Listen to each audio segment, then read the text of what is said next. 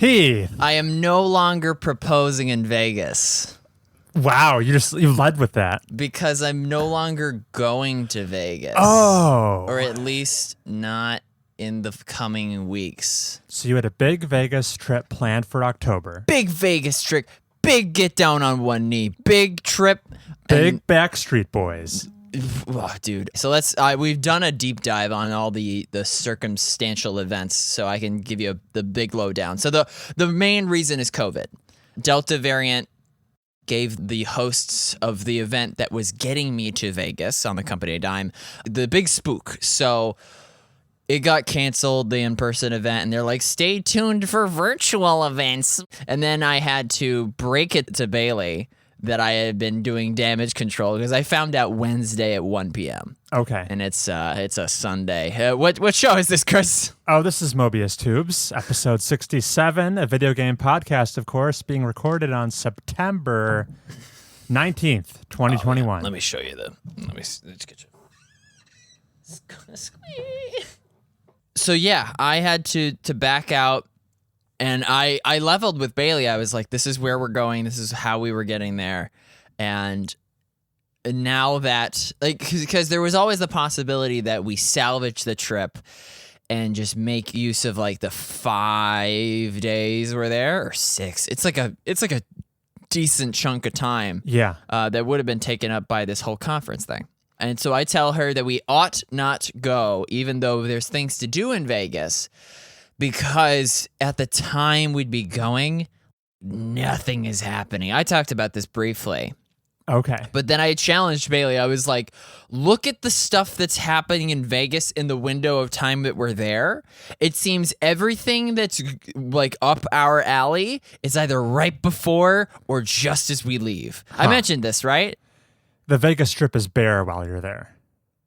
The Vegas, yes, yeah. The Las Vegas Strip is nothing but Elvis impersonators, Blue Man Group, who we enjoyed when we went on that school trip. You and me. Yes, you've seen Blue Man Group. I don't think I have. Were you sick on that trip? Which trip was this? This every high school in America that goes to see Blue Man Group. I don't think I went on the high school trip. Folks listening, tell Chris how he's the only person that hasn't seen Blue Man Group. So there's that, which is good, but like we've seen it. There's also like the Michael Jackson tribute. The Rat Pack is back. The Frank Sinatra sing along. Okay. Whereas like Bailey is like passing on all of these. There's the burlesque stuff and just like ZZ Top, but like one of their members just died. What would Bailey want to do in Vegas? Oh, Bruno Mars is in Vegas the weekend before. Oh, Adam Lambert is in Vegas the weekend after. Lady Gaga is there right as my plane was supposed to take off. So it's like, everything that's there is for boomers. And I guess we could cobble together a Hoover Dam and a casino thing, although we don't gamble. I wish my girlfriend was Justin Young. Maybe I shouldn't have said his last name there. Sorry. Anyway, so now the idea is, because Bailey took off work. And she was gonna take off work in October, but we shifted it so that it would land for Vegas. So now I'm thinking we just do a road trip, because the one thing that we have is time. So we can like get in the car and drive down to Maryland to see a Jonas Brothers, and then over to Virginia to see a Bruno Mars, and then down to Florida, and then just drive our way back. It's not impossible. We have the bandwidth. Sure. But I gotta piece together a rock'em sock'em vacation. Yeah, logistically within the more next 3 challenging. weeks. It's a doozy. So that's racing through my mind.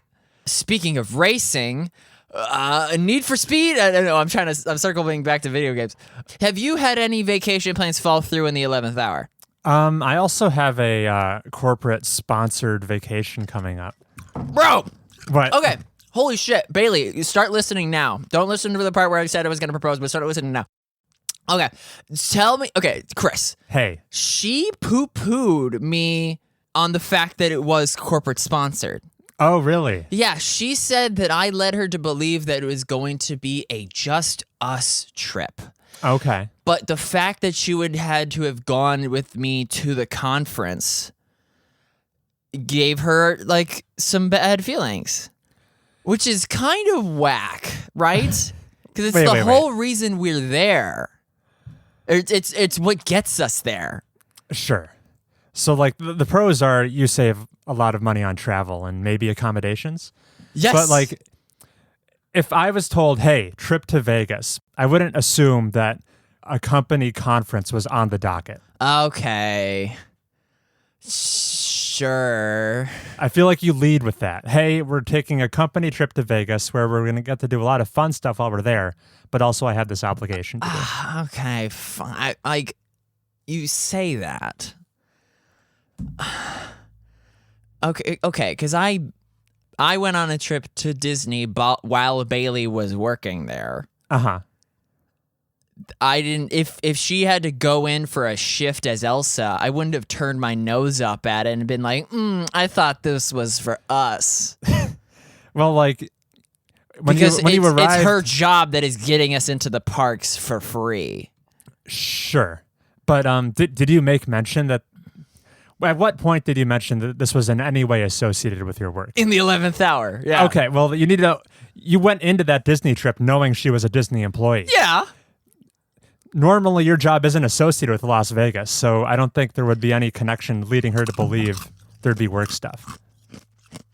I mean, she didn't know it was going to Vegas until she found at the same time the destination as with the means of getting there. All right. I think maybe you could have been slightly clearer. Okay. All right. Well, points in the Bailey column. You can stop listening, honey. Back to games. Yeah, games. I'm still just You're dressed like a Gopnik. What's a Gopnik? Quick, everybody. Pull up your favorite Gopnik squat. You do squats. And you're going to do squats in this outfit. The white stripes down the shoulder arms is very Gopnik. What does this word mean? It's often it's a Russian, or no, it's a Ukrainian. It's a subculture for young men of working class background who wear Adidas sportswear with a bottle of vodka in one hand and a cigarette in the other. Halloween is in less than a month. You could go as a Gopnik. Wow, I really fit this look right now. It's no historic. Idea. The Gopnik squat. You know, this shirt was gifted to me, and I've never done such a 180 on a piece of clothing. Ooh. I was anti this shirt, but now I really like it. Right. Oh, we all have that. That happened for you between the ages of 19 and 21. Where what happened? No, you're 180 on that clothing. I would not have put on your Compass shirt until I hit 20. My Compass shirt that I was wearing at game night. When I say your Compass shirt, you know what I'm picturing, right? It's a big white Compass thing. No, not white. It's like brown. Or no, well, yeah, that one. Yeah, it's on a breast. Yeah, I know the one you're talking about. Yeah, that was like a middle school shirt. Oh, I would have steered away from it. Interesting. I was anti-writing on clothing for the longest time. Okay. What do you mean? Wait, why are you scrutinizing that? Am I peeking? Sorry. I'm totally screaming. Why are you scrutinizing that? But then you're like, oh, this Adidas sportswear. I 180'd on it. My 180 had to do with its texture. Okay. I wasn't a fan of the texture at first, but it looks pretty good on me, I think. And after several rinse cycles, it feels much better. Well, now you know the origins. Yeah, Gopnik. that's you. Why are they all squatting? It's the Gopnik squat. This is what you wear.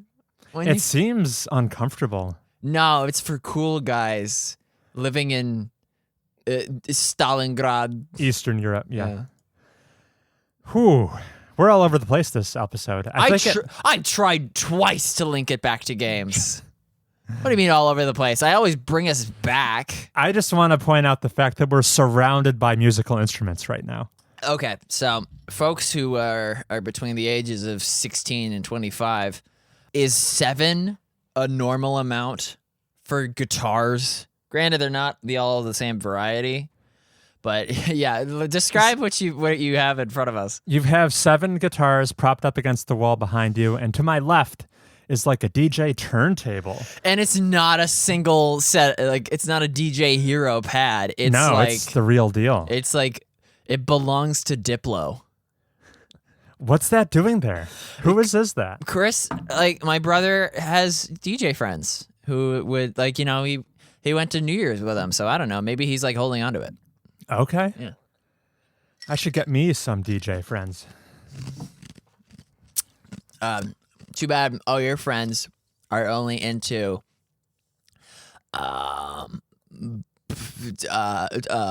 transitioning genders. Anyway, so Okay.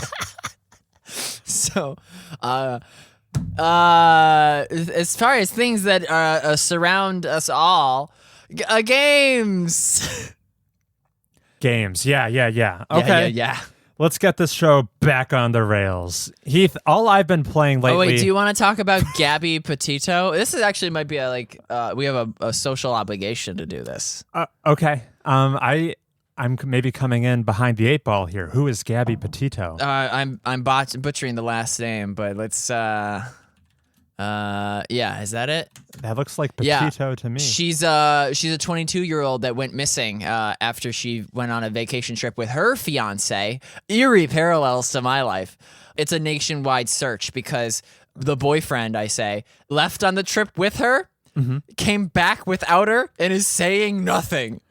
And Reddit and true crime girls like my girlfriend. And my girlfriend. Yeah, they're going nuts. They're like, look at this post that was after she disappeared. It was not posted by her. What the fuck? Okay. So, yeah, they're going wild. This happened September 11th of this year. Yeah. This is new. By the time this episode goes live, surely there will be answers. You don't know that. Did they go to Las Vegas? No, they went to Utah. Oh, okay. Just hot girls disappearing in the Western Grizzlies. Bailey needs to watch out. Anyway, so this was just like, it's very sad because it's very real, and I have my suspicions about where Gabby is. Okay. So, but it's also very funny because the FBI will be like, we have no information to disclose. Meanwhile, the Reddit is like, she has to be within this 30-mile radius. And just doing a deep dive on like other families' vacation pics that seem to have captured Gabby unconscious on a rock face. What? Like, whoa! So yeah. Those Reddit deep dives are always interesting. Hashtag where's Gabby to Brian on Instagram. You go to the guy's Instagram because it's still very public. It's not privated whatsoever. Okay. And all of the comments are like, where's Gabby? Yeah, you dirtbag, yeah. So, hey, hopefully she is found by the time the next episode happens. What episode is this, 67? Yeah, 67. Oh, wow. Which is divisible by 3.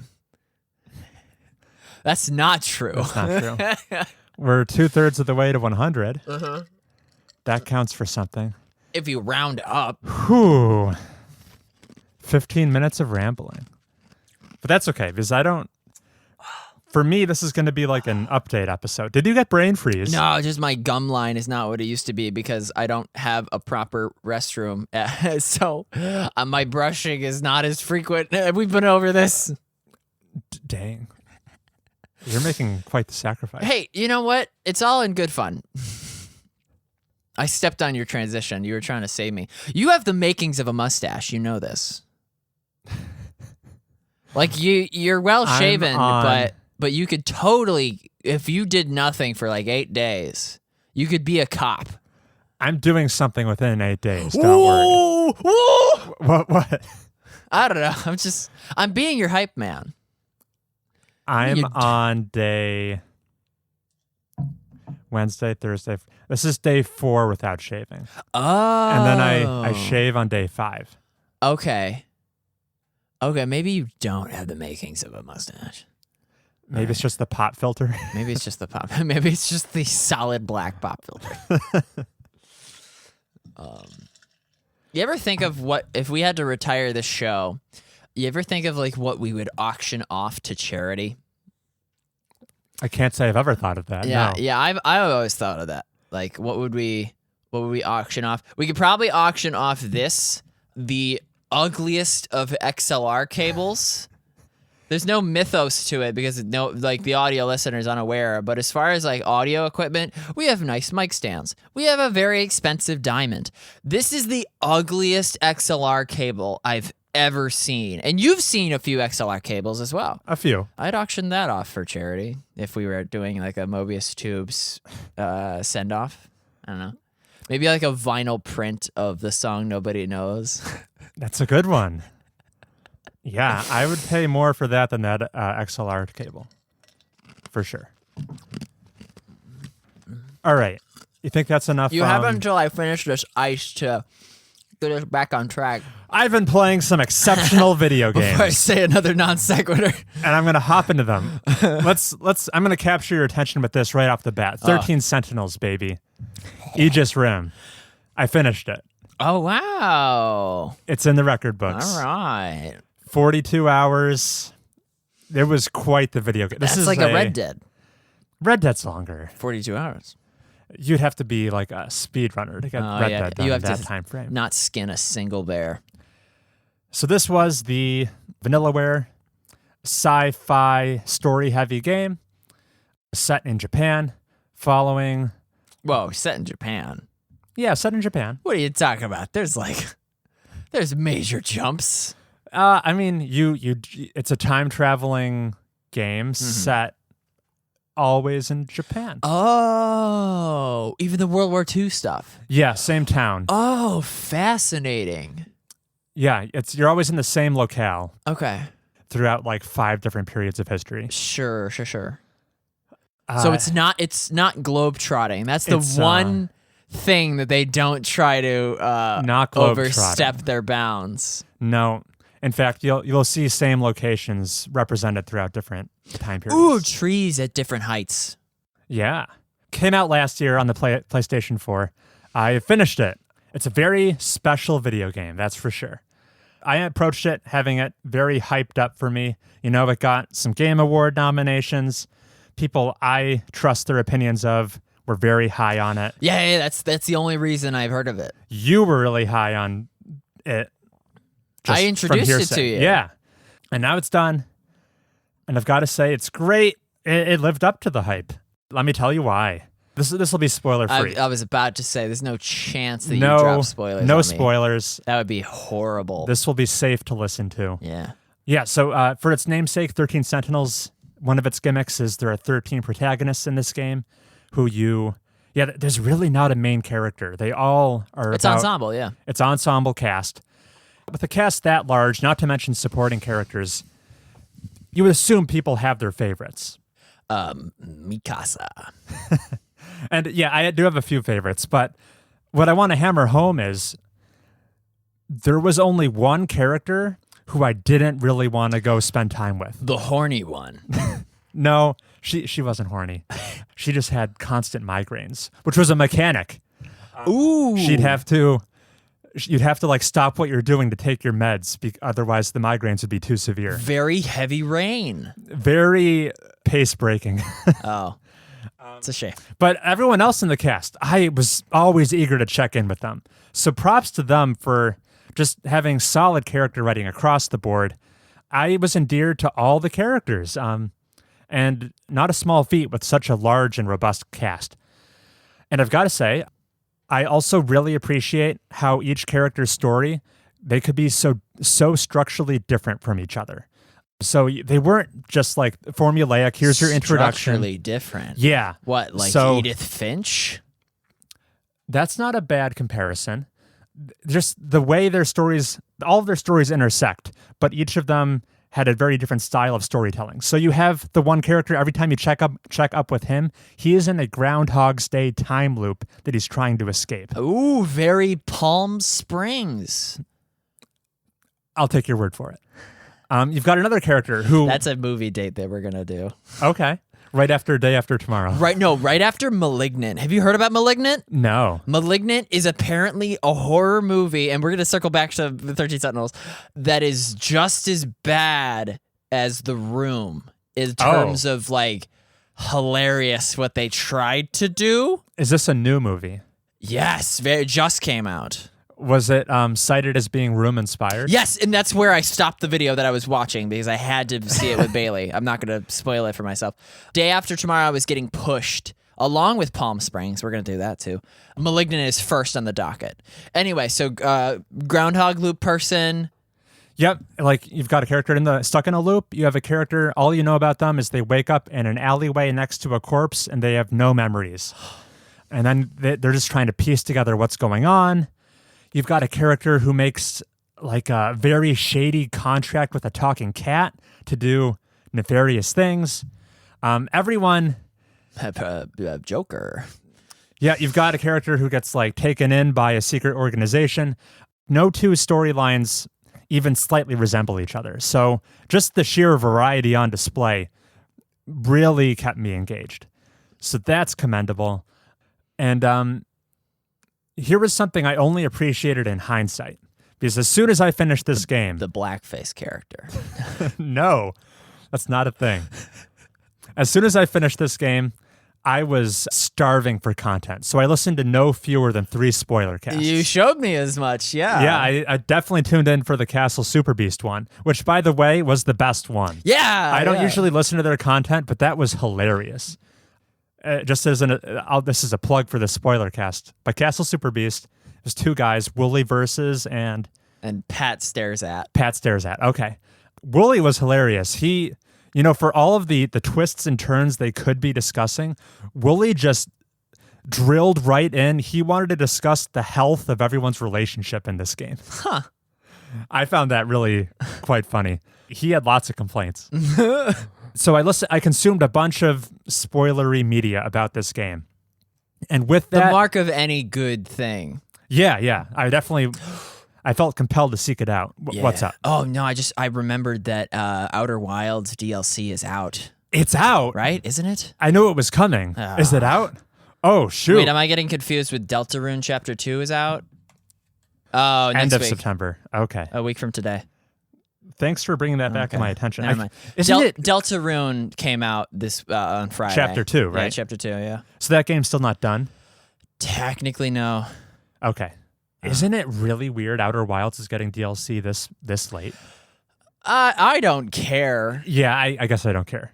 Wait, what's the longest DLC window between main game and additions? Outer Wilds came out May 2019, so it's more than 2 years later. Also a game I wouldn't think would ever need DLC. True, but the reason I brought it up is because I don't want to seek out any spoilers at all. Sure. All right. Back to 13 Sentinels. What I picked up from listening to all of this spoiler content was I realized, so in 13 Sentinels, time traveling game told outside of chronological order, and then also critically, it's told non-linearly because you get to hop around between all of the different protagonists as you see fit. If you really like Nenji Ogata, you can just keep doing his story over and over again and totally ignore Juro Karube. That's up to you, and that's cool. That it gives you some agency. But I kind of suspected that non-linear storytelling, while being cool, I wondered if it was a bit of a gimmick. Like, how much does it actually affect your context of what's going on? Because there are soft guardrails where, if you really want to keep seeing this character's story, you need to progress with this other character first. So I was wondering if, are the big revelations actually soft locked to be shown at more or less the same time for everyone's playthrough? But what I found out by listening to everyone's different experience playing this game, that non-linear storytelling is not a gimmick. It really changes how you perceive what's going on, to the point where, one of my top 3 twists in the game, one of the guys I was listening to, he had it totally figured out. He broke that case open wide open, and he found it completely mundane. One of my favorite revelations of the story was very ho-hum for him, just based on what he already knew at the time he was seeing it. Did I explain that in a way that made sense? Yeah, I see. It's not a gimmick. It really changes what you think is going on at any given point can vary pretty wildly. Not to mention, and I love it when a game does this. This game is full of twists. It's trying to subvert your expectations. And my favorite kind of twist is one that is staring you in the face. It's just hidden openly. And I didn't pick up on it. BioShock. BioShock. Yeah. Great example. This game does have some hiding in plain sight twists that I didn't pick up on. But as soon as I heard the people mention it, I was like, oh my gosh, I'm an idiot. That's so good. That's so smart. Yeah. You can piece together the twists ahead of time, which is the mark of any good twist. A twist that is just pure shock value, there's no way you could have seen it coming, that's kind of cheap. That's level 1. Yeah, it's level 1. You can figure out what's going on well in advance of when I did. Props to 13 Sentinels for that. Characters are great. The story is great. I've been listening to the soundtrack on repeat ever since finishing it. You played it at the game night. At game night. My sole disappointment. Not enough strategy. Mech. There was a good amount. You can definitely afford to pump up the difficulty if you're so inclined. Normal difficulty is pretty easy. But that's kind of if you don't care about the strategy component and you pump it down to easy mode, you can just like gloss through it. It's effortless. My sole complaint was the ending, actually. No. Yeah.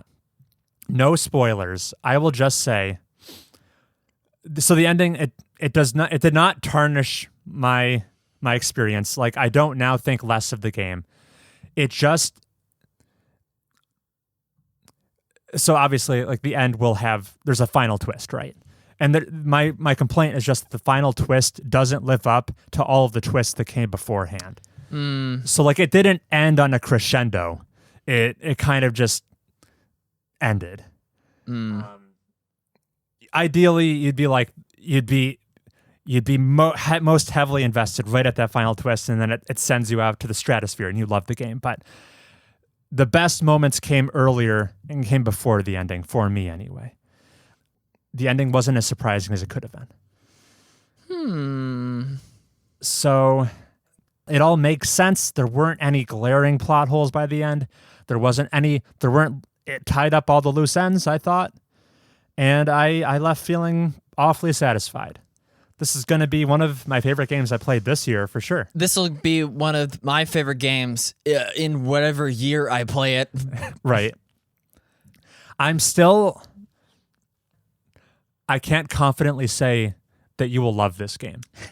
I can't decide whether you're going to love it. Because it's too kawaii. It might cross the threshold. Uh-oh. It might be just a little too Japanese for you. I can't do subs. I can only do dubs. The dubbed voice acting in this game is fantastic. Oh, yeah. I just listened to it dubbed the whole time. Yeah. They do an amazing job. Do you have any questions for me? About 13 Sentinels? Sequel. 14 Sentinels. Coming when? Oh, yeah. Just to answer your question, there's no way this game gets a sequel. Just no way. I don't think Vanillaware has ever done a sequel. No, they haven't. This game took a really long time to make. I pulled up like a trailer for it that aired in 2015. Oh, almost cyberpunkian. And like the assets, the art assets and like character designs, they were locked in. They did not change in those 5 years. Well, because Vanillaware knows how to make good art.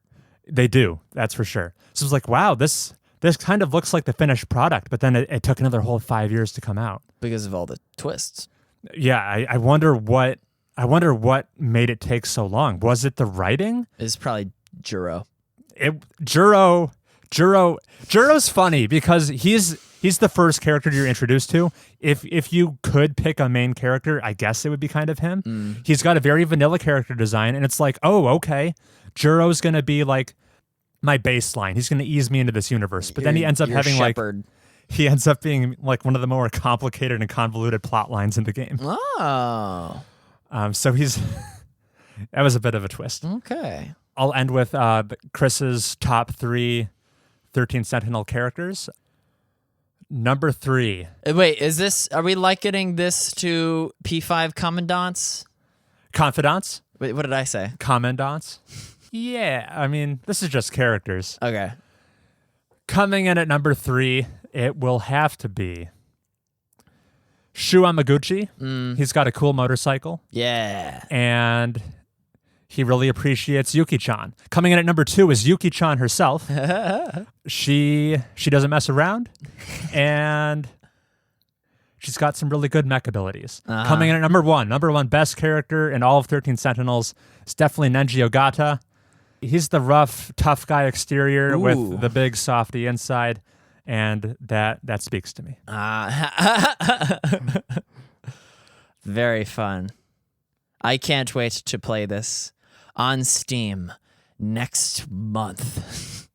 That would be sweet. I hope it comes to PC. I would play it again years down the line. Hey, great.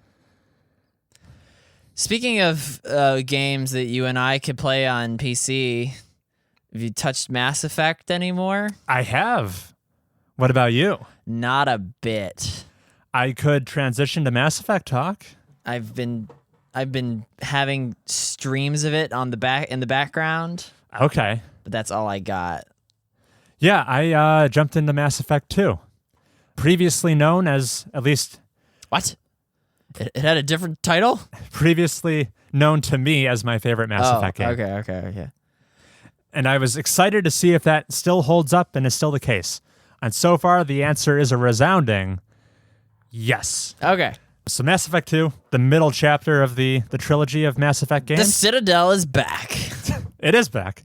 I'm playing the Legendary Edition, remastered, of course. Hardest difficulty this year.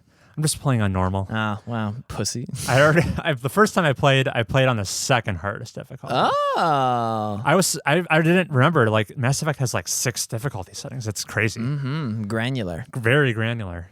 Mass Effect 2 is a very good video game. Let me tell you why. Do you have to do the fetch quest optimization?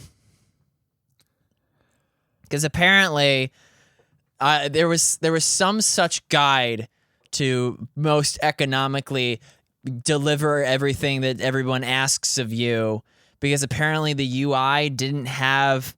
It wouldn't tell you whether or not it was in your possession even.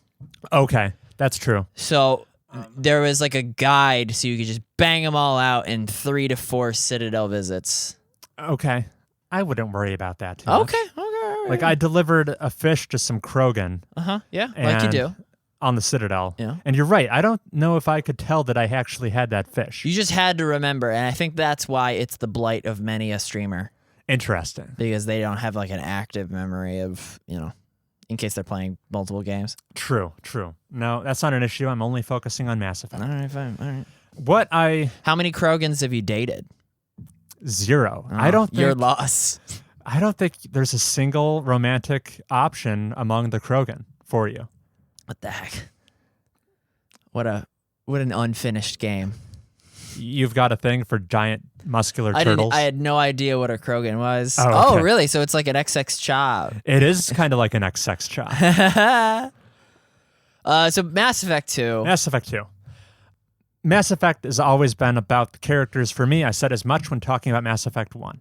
What's emblematic about Mass Effect 2 and what differentiates it in the franchise, what symbolizes it is the squad crew size that you have.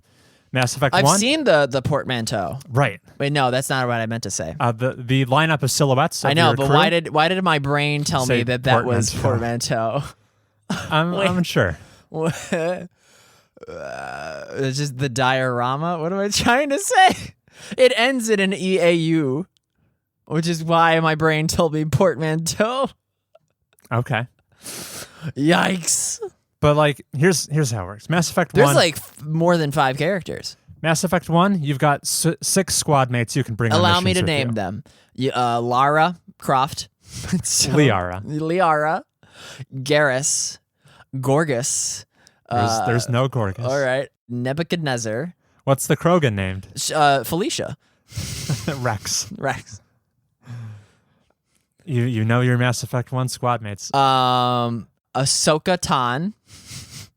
That's a Star Wars character. Go on. You've got 6 squad mates in Mass Effect 1.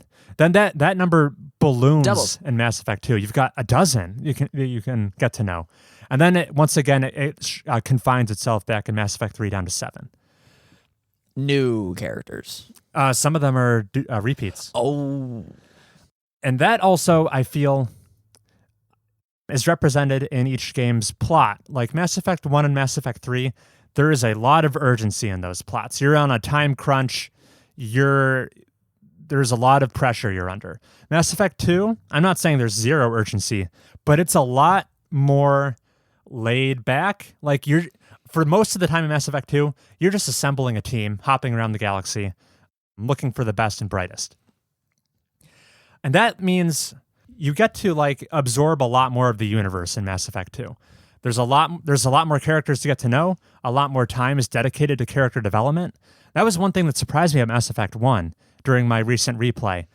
There's just too many. You're okay. Get in. Yeah, I kind of, after playing the whole trilogy, I was just remembering like how fleshed out these characters were by the end. I kind of forgot. Tableau. That's what my brain was trying to say. Not portmanteau. Tableau. So yeah, in Mass Effect 1, you were trying to get to know these characters. I failed to realize that in Mass Effect 1, you don't get as much face-to-face time with the characters as I kind of realized. Some of them have more than one face. No, they don't. I know, that was just like an alien joke, yeah. Whew. Mass Effect 2 introduces the very popular loyalty missions, where you really get to like hone in on each character, find out what's motivating them, spend a lot of time with them. So it's a big cast that's well developed. It has the 13 Sentinels appeal of you get about 13 characters that you really get to know. And they're all great. And you don't even have to make them pilot a mech to take their clothes off. You do not. That was a good joke. But Mass Effect 3, on the other hand... I haven't gotten to 3. Oh, okay. Okay. I'm still in the middle of 2. Wow. You're taking your time? I mean, I had to play 13 Sentinels first. Oh, man. What are you playing? I knew that was coming. Oh.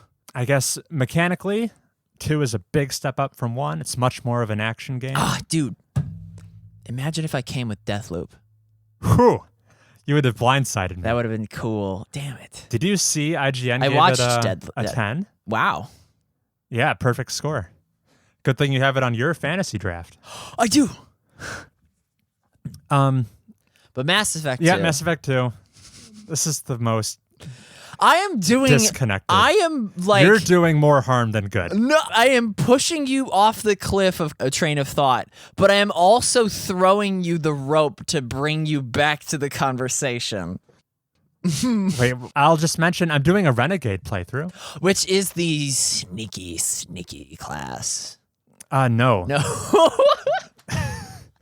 In Mass Effect, the morality in the game, you can play as a Paragon or a Renegade. Paragon being the saving your allies, not putting them in harm's way to get what you want. Upstanding, no one gets left behind. But you'll die, such and such. I'll do it. Charismatic leader, a real negotiator. The little merchant guy who's like, I will kill that blue bitch myself, and you go, no, let us handle it, so that he doesn't get like force pushed into a wall or something. The collector. Okay. The little guy. He has like a breathing thing. Oh, the Volus. The Volus, yeah. Okay. That was a good Renegade Paragon point. Sure. Oh my God. Where Renegade is more of the ends justify the means, accomplish your mission by no matter what it takes, that kind of thing. And man, you were a real asshole in a Renegade playthrough. Ooh. I'm finding it tough. It's funny. I took like a month-long break between Mass Effect 1 and Mass Effect 2, and I hopped into Mass Effect 2 and started playing it, just fell into autopilot, picking the Paragon options because like that's what comes naturally to me. And like I had to reload. Naturally to everybody. Yeah, I would hope. So I had to reload my save. I'm like, oh yeah, I have to be the asshole. Because my first original playthrough was Paragon, and I want to see the new content of the Renegade path. And yeah, there are some options I have had to pick that make me really uncomfortable. Does the game give Commander Shepard cosmetic changes based on morality like Red Dead Redemption 2 and Metal Gear Solid 5? In Mass Effect 2 and 3, I believe the answer is yes. Oh. And to elaborate further would be spoilery. Uh-huh. But yeah, so my Shepard definitely looks different right now. So that's cool. And then for the actual class, I'm playing a very popular one called the Vanguard, who has that rush charge ability. Yeah. Where you can just like slam into foes. Makes the combat that much more bearable. And that is giving me as much of a challenge as being Renegade, because Mass Effect 2 is kind of what I call a pop and a what's the term? Yeah, you got it. a pop. Yeah, go on. A stop and pop cover shooter. That's the term. There's like chest high barriers everywhere that you crouch behind, and then you jump up and you shoot at guys. But like the Vanguard really benefits from not being behind cover, because you're warping across the battlefield to slam into foes, and then get up close and personal, presumably with like a shotgun or something. So you don't spend as much time behind cover, and it's a very high risk, high reward play style. Timing your charge is critical, because when you do the charge, you get your full shield back, which is how you kind of stay alive, because you're constantly getting hit with fire. So it's about identifying like a safe opportunity to use the charge and then capitalizing on it.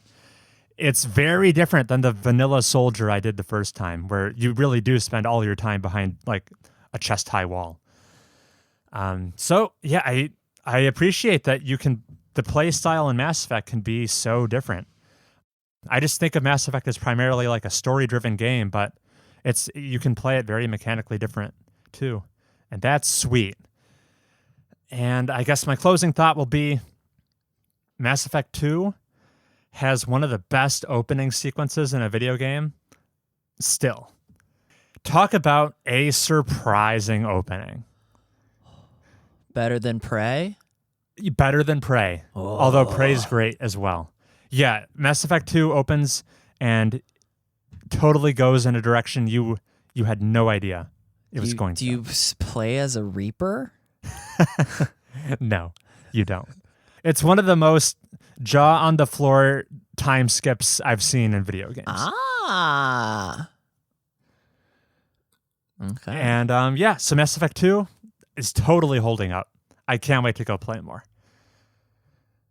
And that's all I've been playing. Oh, you didn't touch Deathloop. Okay. I have not touched Deathloop. Yeah. But I'm eager to. Yeah. Because you don't have to wait like a CD Projekt Red game. We will we'll touch on that later, because I feel like I do have to wait. Ooh, okay. But it's more of a self-imposed wait. Ooh. We're gonna touch on it in the news section. Okay. Cool.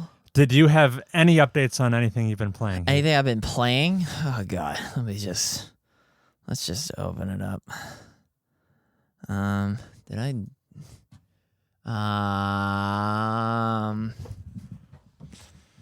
Let's see. Where does it say your activity? As I click on it. Now go to your profile. My profile. Yeah, view my profile. My profile. Let's see. You've played 0.0 hours in the past 2 weeks. And it looks like The last thing I played was Telling Lies. Played on June 1st. Oh, I booted this up. You booted up Mass Effect on September 5th and played it for 0.0 hours. Because I didn't know you needed to install Origin. Oh, What is this? Yeah, what is that? That was an unpleasant surprise, I'm sure. Mm-hmm. All right. In that case, we'll take a break, and when we come back, we have a bunch of news stories to provide updates on.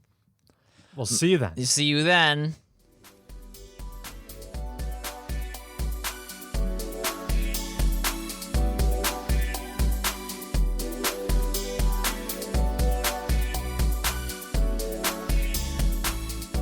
Oh, praise on sale. Ooh.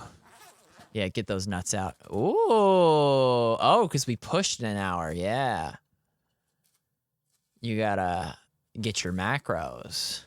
For the audio listener, he has a with lettuce. Ooh, that's a nice touch.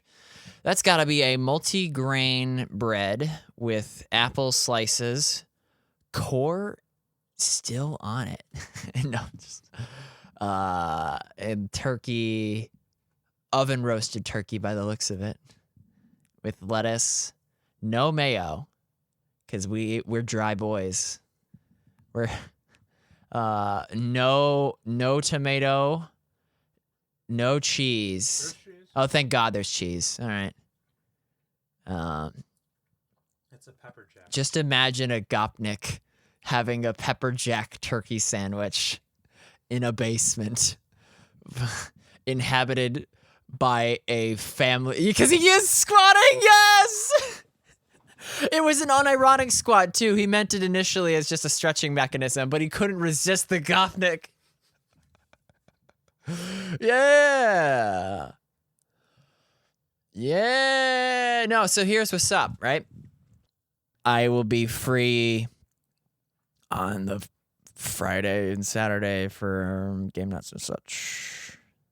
Last night was a good compromise because Bailey and I did need to talk shop regarding the mystery vacation.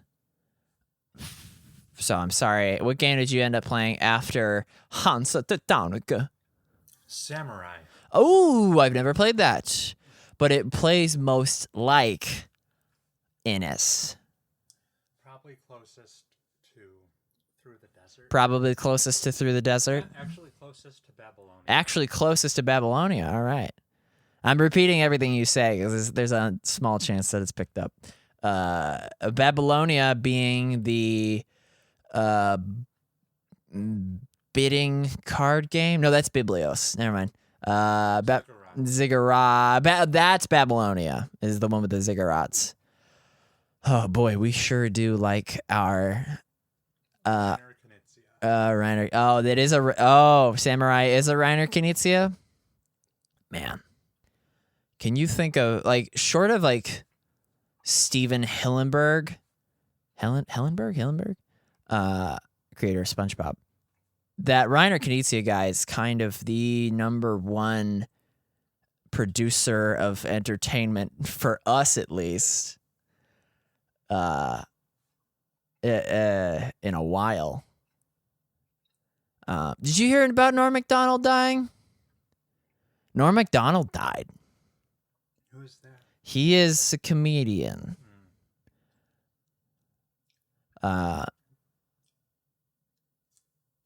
Bailey heard about him dying, but she was not a fan because Norm Macdonald is like the jazz of comedians. It's like an acquired taste.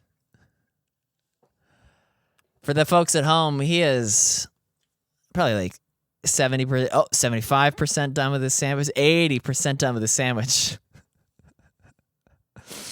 Not a single apple eaten. What kind of apple is that, Chris? Or do you not want to endorse because you're not sponsored by Big Apple?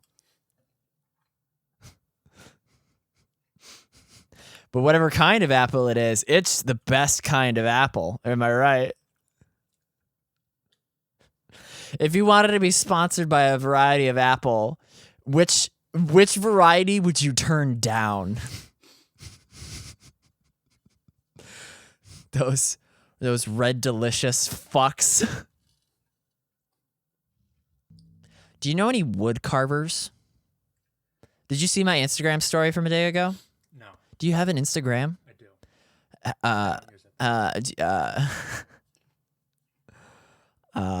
Yeah. Do you? Because I need to turn a tree trunk into a totem pole. I do know a wood carver, Oh. but I don't know him intimately well. Okay. Maybe I need to reach He's out. Alexis's twin sister's boyfriend. He's Alexis's twin sister's boyfriend. All right. I forget that Alexis has a twin sister. Mm-hmm. That's cool. Not identical. Alexis's twin sister's boyfriend, if you're listening, yeah, I got 10 feet of blue spruce that I need to get carving. Oh, remind me to order these like escape room Christmas cards from the guy on Etsy who I got the puzzle box from. I'm going to forget otherwise in time for the holidays. Wait a second. That wasn't in your backpack, was it? But that was perfectly vertical. Oh my God. You put that plate in your backpack like a file folder? I would have been, yeah, wow, you really can't, it needs to be dry. Otherwise, everything will just slosh out. That's a real pro. Just set that right on the DJ table. That's a real pro to us not caring about flavor. Because it's all about those gains. Are you going to put it in the sink? I'm just going to toss the crumbs. Oh, okay. No, those are nutrients. Don't toss the crumbs. You just need to hoover them up. Everyone draw fan art of Chris walking out of the room so that he can suck up the crumbs like the Teletubbies vacuum. And give him the same eyes, too. That was some excellent color commentary, Heath. Well, we'll see how much makes it in. I'm guessing like a third. Yeah, definitely a third. I thought you had like a success rate of 50%. Oh, that's very charitable. All right. Definitely the Gopnik squat's getting in. Okay. Let us begin some video game related news, starting with Microsoft. You have Microsoft news? I sure don't. I've got news that tangentially affects Microsoft. Not really. It's one of our favorite news stories to hit on. You ready for this? Oh, sure. Hey, there's a verdict from that Epic versus Apple case. I heard they both won. Yeah. Actually, Epic got more out of this deal than I was expecting them to. So this is the year this all started last August of 2020 when Fortnite had to get delisted off the Apple App Store due to breaking Apple's terms of policies, trying to circumvent some of Apple's cuts of payment. And then it went to the... We'll say that again. Sorry. So Apple demands that 30% of in-app purchases go to them. Precisely. Yep. Whereas Epic Games was trying to get all them V-Bucks.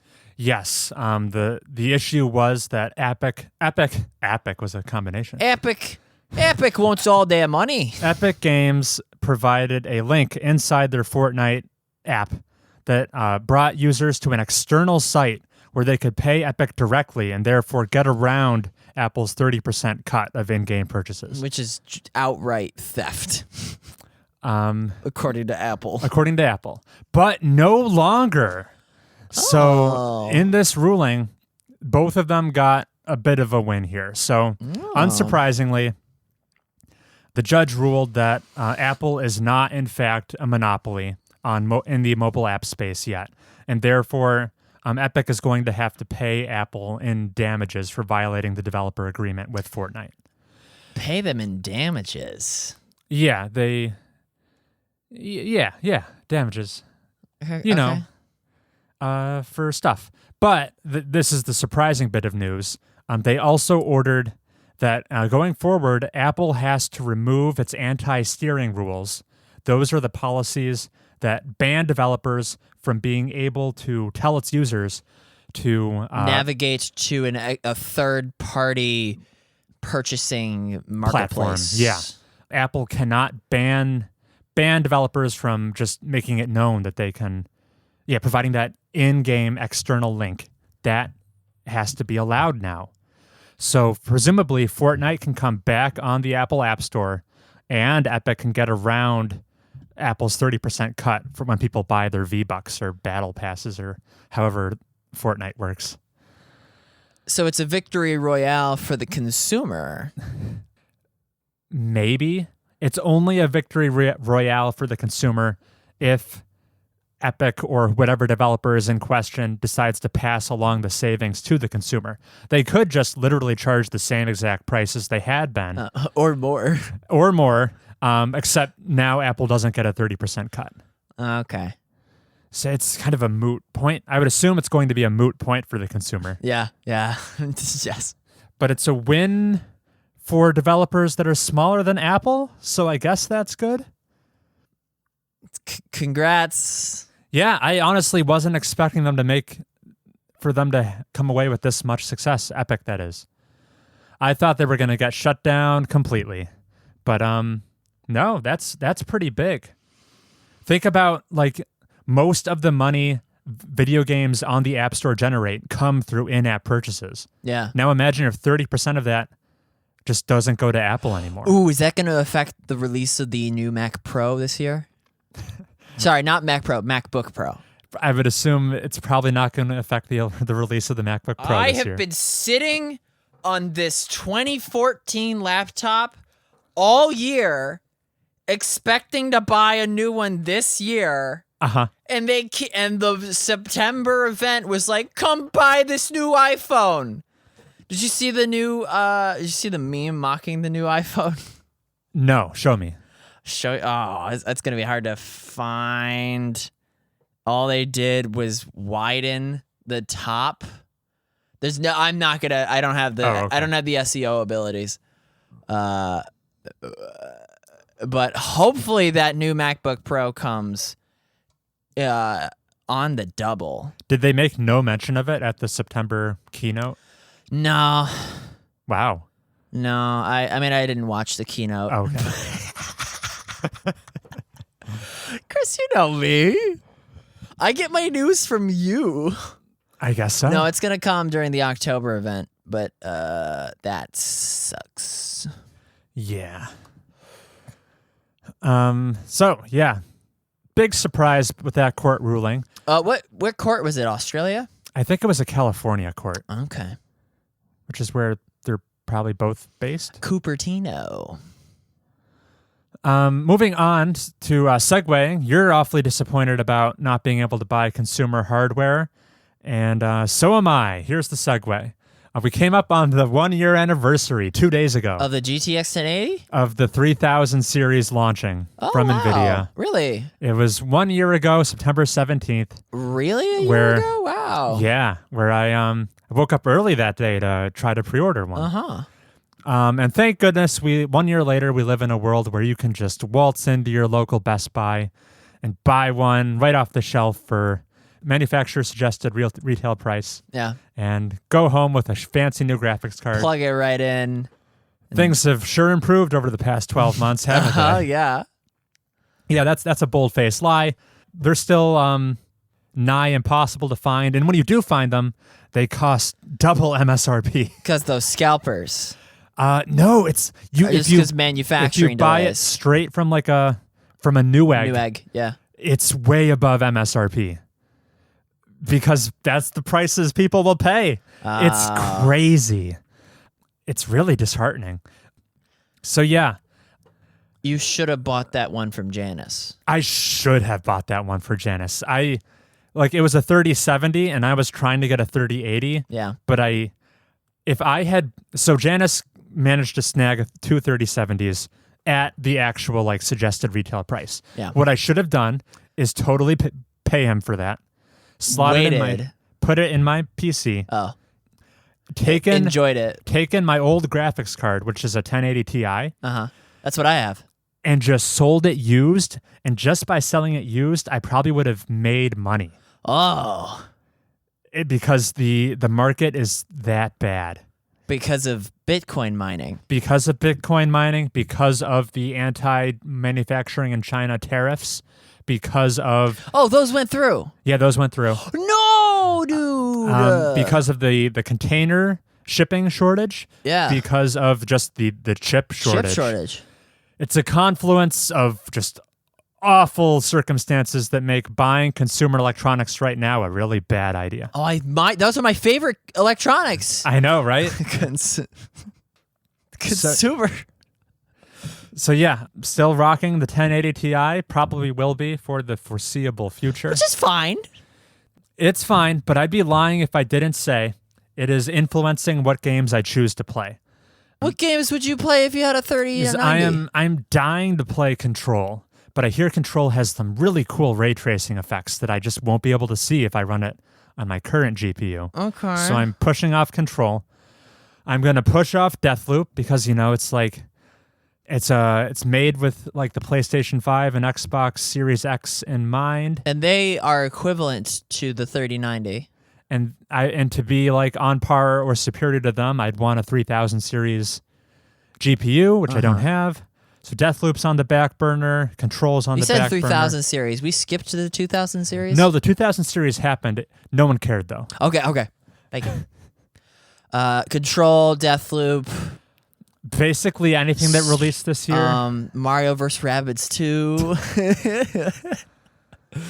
Cool rabid tracing in that. Okay, that makes sense.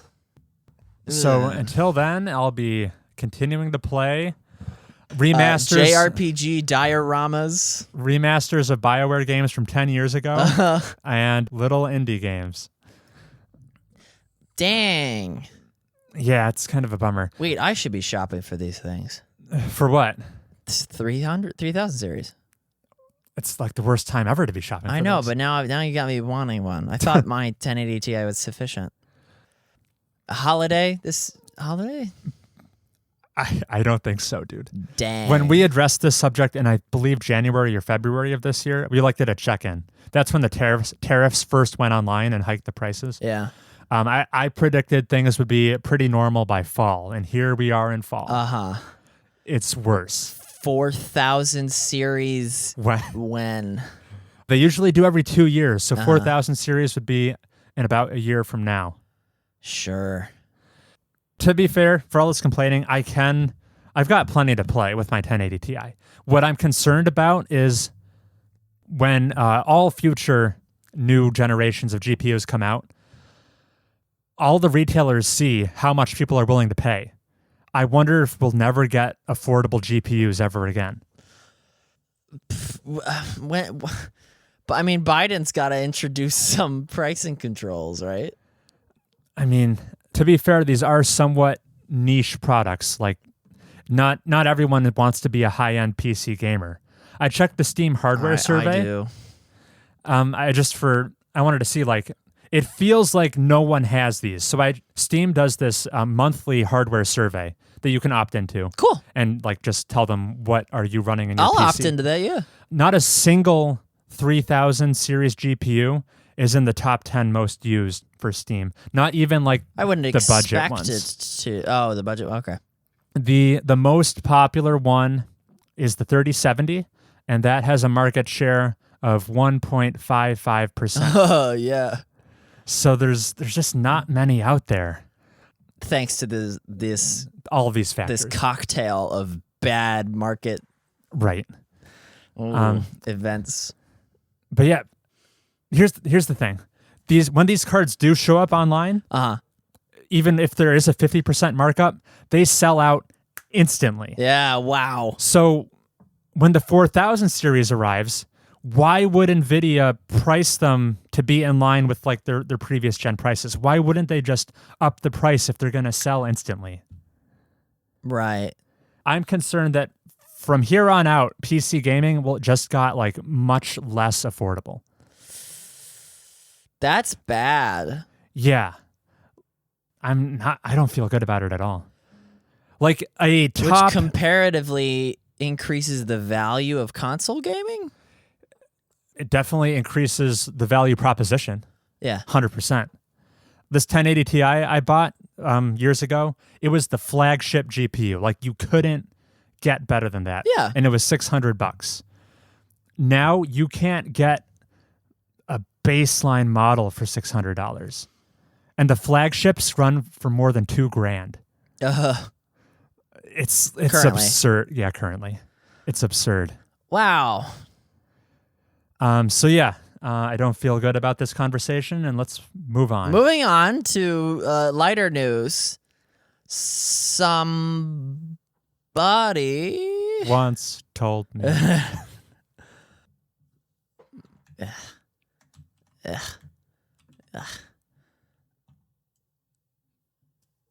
We've been going for like an hour 15. Watch this clip I found on Twitter.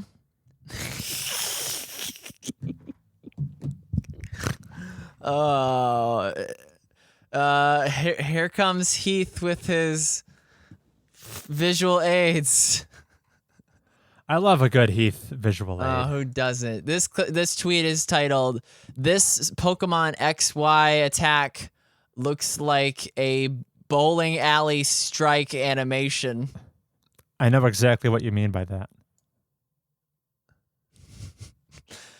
Twinkle tackles attack looks like it belongs on a bowling alley TV screen.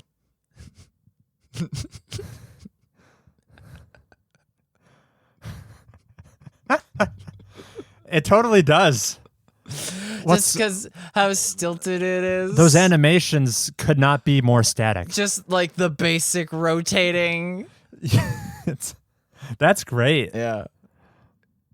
The peak of animation. Yeah, it's great. Back to the show.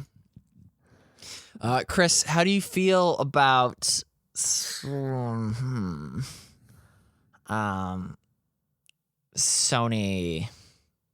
Oh yeah, Sony had a big press conference. Yeah. I felt good about it. Oh, good. Likewise. What was your favorite announcement? The Naughty Dog announcement. I don't think Naughty Dog was at the show. Jog my memory. Can we briefly discuss how sore... You know I love keeping it brief. How sore Insomniac's back must be from carrying all of PlayStation Studios. Did you... So, what game did Insomniac Spider-Man. release? Yeah, in 2018, they had a big release. It was Spider-Man. And then just 2 years later, last year, 2020, they had a sequel. Miles Morales. Miles Morales. Which is, notably is not Spider-Man 2. Right. And Because they released announced. a big game this year, too. Do you remember what that one was? They made a Ratchet and Clank game. Oh, and Rift that's the Apart. highest performing game ever I think that's this year. one of the best of this year. Yep. And now, so they just went like 3 times in a row. So you'd think they need a breather. Yeah. But they announced 2 AAA projects at this press conference. Spider-Man 2. Spider-Man 2 and a Wolverine game. Oh, and everyone was like, take my money. Yeah, people are jazzed for it. Yeah, great. Just a little teaser trailer. It's probably years away. But it's funny how, compared to everyone else in Sony's first-party lineup, Insomniac is just cranking them out. Well, what, are you expecting like another Little Big Planet? From Media Molecule or whoever makes those. Whoever makes those games. Like, I thought Insomniac, I was impressed that they had Miles Morales and Ratchet and Clank both locked and loaded, ready to go. I thought they had just earned their breather, but they're the studio that... Maybe the name of the studio is a hint at the amount of crunch that they have to do to accomplish this output. It's you must have an insomniac condition to be hired. Yeah. I've actually heard just through the grapevine they're one of the better studios at avoiding crunch. Wow. That's great. So bravo to Insomniac. Oh, yeah, I'll clap. They're killing it.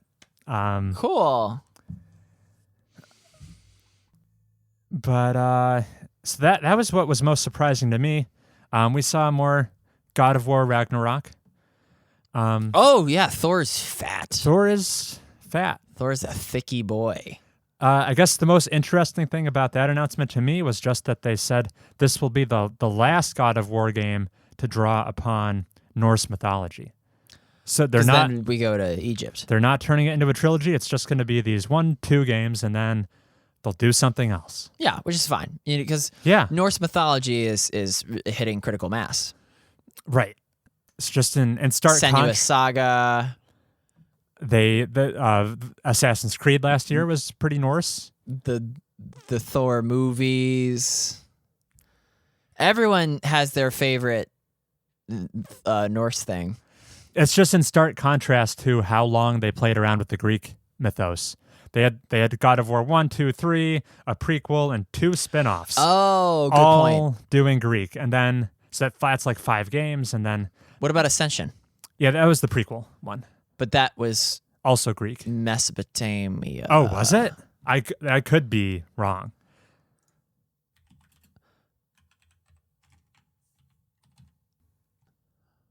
What was the setting? No. Set in ancient Greece. I didn't see that. Loosely based. No, I thought they tried to mix it up. They had like elephants. I mean, I'm sure the Greeks saw an elephant at some point. Never. No, those didn't come into. Those weren't released until after the empire fell. What about like Hannibal and Carthage? Nah. No, that was he fought Rome, not the Greeks. Oh yeah, you're wrong. I guess the Greeks never did see an elephant. I'm wrong. I guess not. Dang it. What was after Ascension? Okay. Dang it. Well, good. Good that they're doing just the 2 Norses and then they're moving on. That's a good choice. Yeah. Which is, I think they're showing particular restraint because the God of War 2018 reboot, the first one to tackle Norse mythology, it didn't show like the whole Norse cast. It was a pretty limited selection. It was some B-listers. Like you don't even see Thor. Yeah, and the main villain was a loser. Right. Yeah, definitely like C-tier people in the Norse pantheon. Yeah. So yeah, just they Guardians of the Galaxied it. I guess they'll expand on it in this sequel and then call it a day. That I do appreciate the restraint. Zeus did show up. Ethereally. Yeah. That's the best way to show up. Any other highlights from the Sony press conference you feel are worth mentioning? Square Enix, yeah. What did they do? I'm just naming developers. Oh yeah, they showed some stuff. They did. Did they? They showed not Bayonetta. Right. No news. No. There's there's a very Bayonetta-esque looking game that was shown from Square Enix that's not Bayonetta. Oh right. It's like Project Eve or something like that. I kind of dug it. I do have a soft spot for playing as tall women, highly attractive and very proficient in combat, athletic women.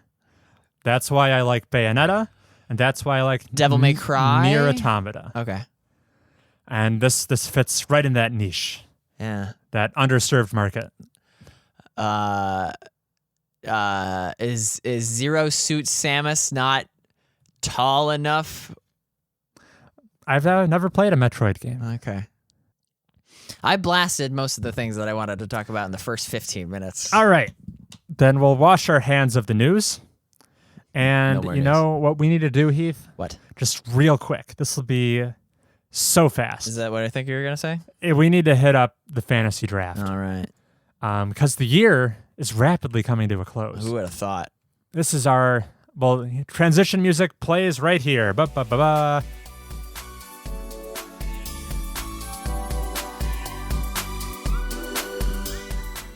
Nice. And we're back. This is to wrap up the fantasy draft real quick. This is, of course, our competition between This Heath is the and I. penultimate wrap up. I guess the real wrap up will be when we tally final scores. Right. So good call. This is our competition. Much like a game of fantasy football, Heath and I are fictional video game publishers trying to release the most critically acclaimed games of the year.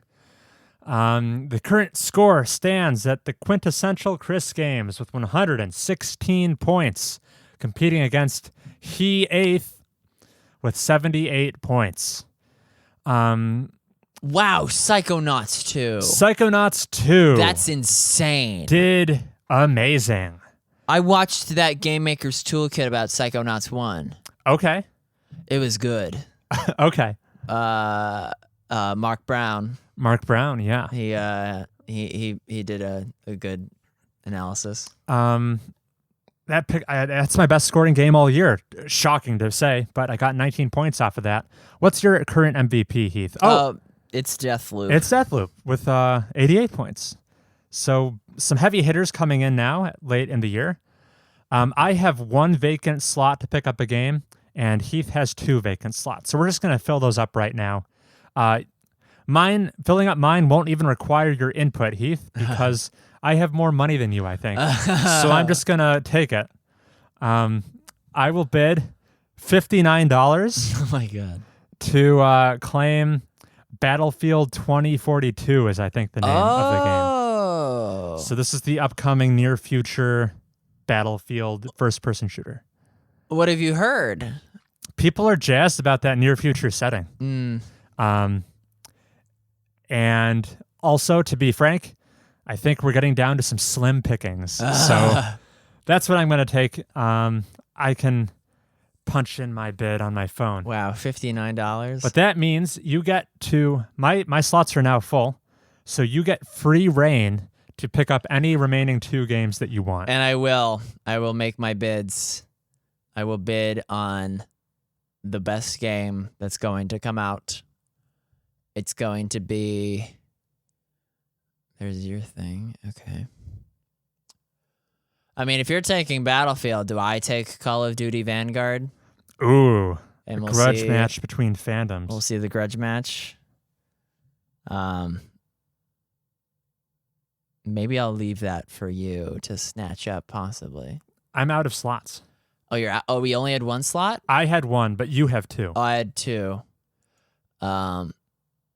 Yeah. Yeah. Maybe I will spend $61 to bid on Call of Duty Vanguard. Well, you can just bid $1. I can't take it from you. Oh, because the tiebreaker is tiebreaker's money. Okay, yeah, then I will bid you just bid $59 to seal the deal. I will take Call of Duty Vanguard for less than $1. $1 minimum. $1 minimum. Right? Okay. You're gonna have the tiebreaker locked down. Don't worry. True. But I won't need it. Because you won't be close. And my last final bid for the 2021 Fantasy Critic Tournament of Champions is... Ooh, is that coming out? Yeah, it's coming out. Yeah. Oh, they love that. You're thinking of the Super Monkey Ball re-release. Right. Oh, that doesn't count. I think according to our rules, it's available. Really? Let's double check. Go back. It says its status is available. Yeah, but it says that for every game. Let me just check with my sources. Straight to Nick Robinson. Yeah. Is he jazzed?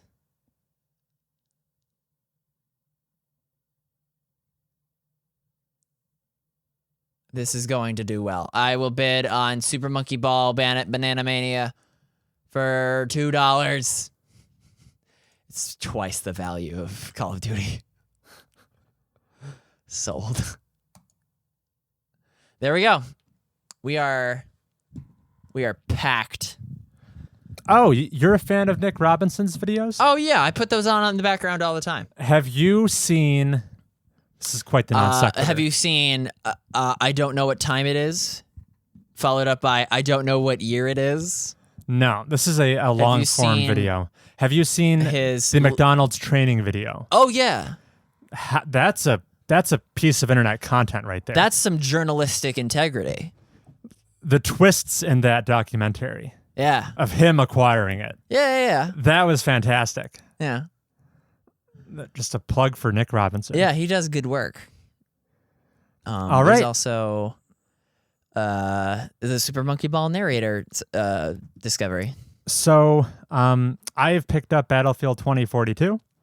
And I have picked up its contemporary Super Monkey Ball Banana Mania and also Call of Duty Vanguard.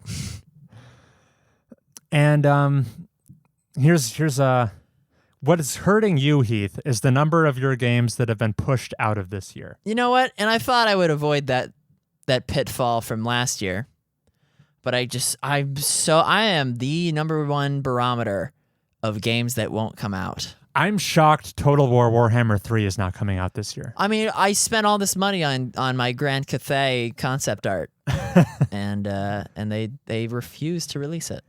So far, not a single one of my games has been pushed, but I'm highly suspect that Hollow Knight Silksong will be. Yeah, likewise with Halo Infinite. They'll come out this year. Really? But it's coming out in like a neutered form. Yeah. So the Forge won't be there. And did I hear correctly? You won't be able to play the campaign in co-op? That is correct. That's crazy. Yeah. I'm not sure whether or not it's correct. Oh, okay. If that is the case, I've heard I cannot... absolutely no Halo Infinite news. Okay, it's coming out in December, so I've heard. But only like the multiplayer suites and I think single player campaign, which is wild. All right, wash our hands of that. I feel like I had one more thing to talk about. Oh, remind me to buy soap. I need to remind you to buy soap, and also there was something else I needed to remind you about. Escape room greeting cards. Etsy escape room. I don't know. Did Disco Elysium win any more awards? I don't think so. Okay. Because I already won What's your temperature on 12 minutes? Oh, it's I listened to a spoiler cast on it, I think. Oh wow, okay. You went right for spoilers. I went right for it. I think what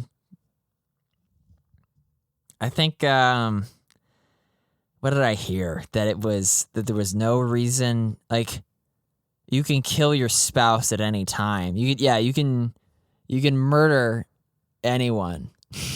So just like real life. Just like real life. And I think only once it can get you a secret ending, a special secret ending. Also, the fact that it had an exemplary cast is not capitalized upon. It could be anyone. I've those heard roles. A similar thing. Yeah, they don't really flesh it out or take advantage of their star-studdedness. Not fully utilized. Yeah. Otherwise, it's a fine top-down puzzle game. Okay. You could see the twist coming from a mile away. Interesting. Like, you know immediately what it's going to be. Got it. That's all I got on 12 minutes. But otherwise, it slaps. Yeah, I've been hearing mixed things. It's a polarizing game. Well, I guess we should end this podcast on a whimper then. Oh yeah, the podcast is over, folks. Please again write in to tell us anything that I mentioned in the first 30 seconds. Oh, what should I do in terms of vacation triage? Triage. Yeah, you know that big word. 3. Is it a structure? Are you trying to reduce the etymology of triage? It's a perk in Frostpunk. Okay, yeah. Medical. Why? Are you going to be injured? No, just because I'm not going to Vegas anymore. So I have 3 weeks to save the vacation. Gotcha. Yes, I am going to be injured. No, I'm trying to say I'm in damage control. I'm in triage. Yeah. You should.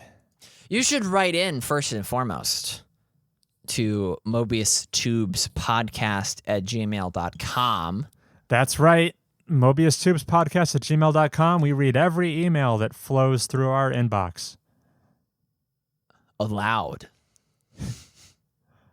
On air. Yeah. Chris, next time you see me, I'll be 26? I think so. No, we're going to record right before I turn 26. And you'll be engaged. Ooh, I got to figure... No, that's not happening again. Again. Maybe if you were listening, you should re-listen to this episode. So... I got to figure out the health insurance thing. Oh, that's right. Yeah. Being an adult is fast.